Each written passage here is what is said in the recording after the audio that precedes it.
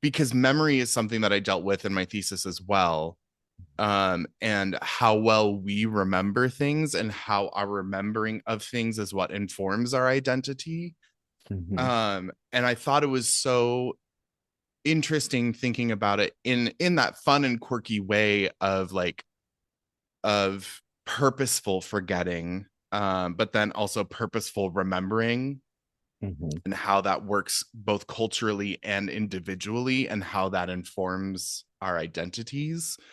So I was just wondering if you could expound on that a little bit. Yeah, absolutely. So I love Welcome to Night Vale. I am so far behind. Oh yeah. I'm quite far behind. So I'm not, this will be no spoilers about the show.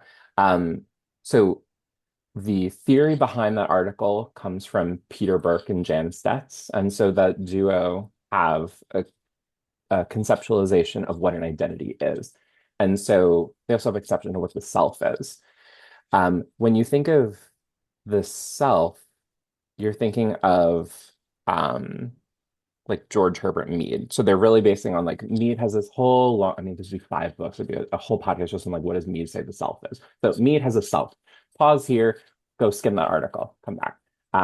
So Burke and Stess are saying, okay, we have Mead, we have all this self stuff, but how does an identity work? And so what they say is that an identity has a core meaning. And so there's like some definition. So it might be like a sentence, it might be an idea, it might be a feeling, but there's some core meaning.